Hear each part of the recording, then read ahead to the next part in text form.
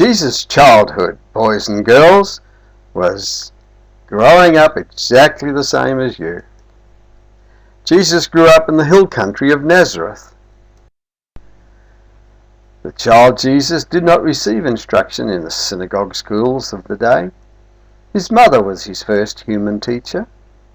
From her lips and from the scrolls of the prophets he learned of heavenly things, the very words which he himself had spoken to Moses for Israel.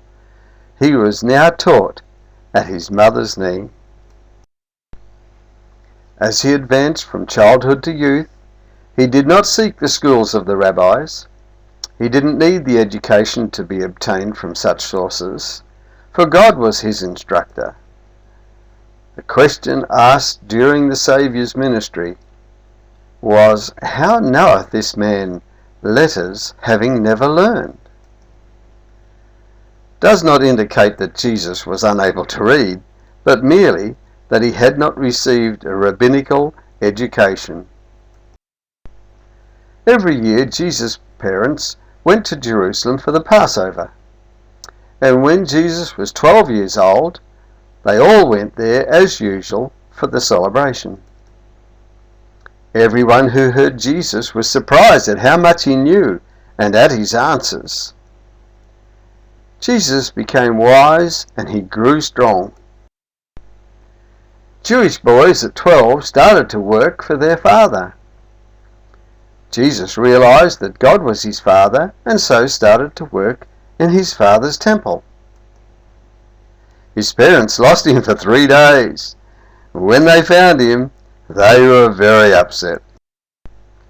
His mother said to him, "Son, why have you done this to us? Behold, your father and I have sought you sorrowing." And he said to them, "How is it that you sought me? Don't you know that I must be about my father's business?" And he went down with them and came to Nazareth and was subject to them. But his mother kept all these sayings in her heart. And Jesus increased in wisdom and stature and in favour with God and man. From the time when his parents found him in the temple, his course of action was a mystery to them. He would not enter into controversy, yet his example was a constant lesson. He seemed as one who was set apart. Jesus lived in a peasant's home, and faithfully and cheerfully acted his part in bearing the burdens of the household.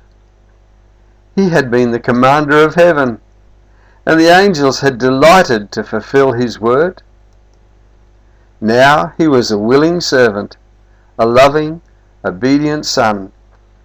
He learned a trade, and with his own hands worked in the carpenter's shop with Joseph. In the simple garb of a common labourer, he walked the streets of the little town. Going to and returning from his humble work, he did not employ divine power to lessen his burdens or to lighten his work.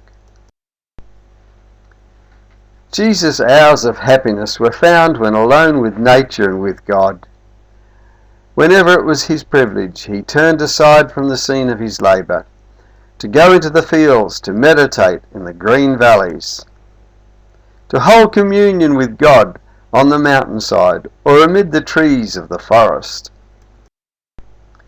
He was a carpenter for 18 years, from the age of 12 till his baptism by John the Baptist in the River Jordan.